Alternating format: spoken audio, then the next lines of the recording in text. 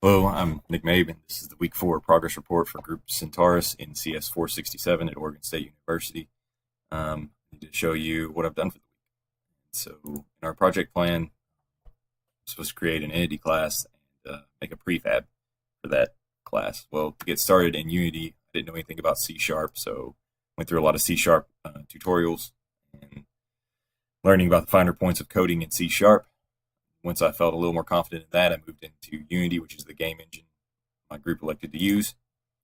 Um, and so to get started doing my part, I had to have something to work with since we didn't have any player characters, anything like that. So I made this level using Tiled Map Editor. So I needed to learn Tiled as well, how to make collisions in there, and import it into Unity.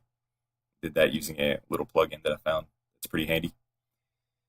At any rate, I'll give you a little demo of the character I made. Yeah, then that was the go in there and it takes you to a different level. You can go back by going to the corner. So he has up, down, left, and right animations. These are all from a sprite sheet. You can see the bees. Those are the enemies that are moving around in random directions at random speeds and at random times. If you bump into them, you can move them and stuff, but it resets the level. There's also collision on the walls and that sort of thing. So one of the toughest things this week, besides learning all this stuff, is I made an enemy, the bees.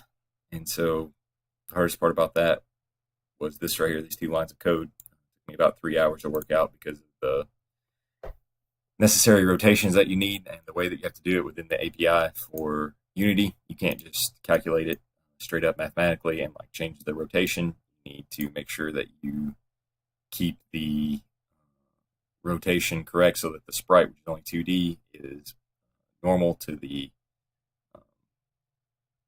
camera.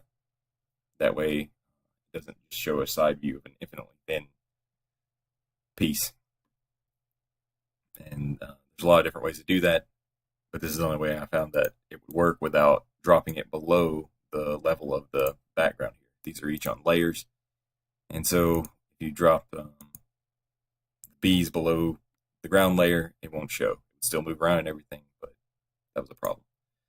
So after I got all the movement figured out and some basic usage of Unity, this will be kind of like a base class for enemies, or at least what I learned from. Next one will be much better, of course. So I made the Andy class that I promised I would, and it's beginning to get populated, and I'll thicken it out after we had a scrum call for our group today. So got more information on what I need to include. The cool thing is this also implements an interface, so you can have infinitely varied enemies, and you never need to keep a list of that. It's deterministic. You can just check if it implements this interface, and you know it's an entity, and so it guarantees you these functions, so you can do stuff to it.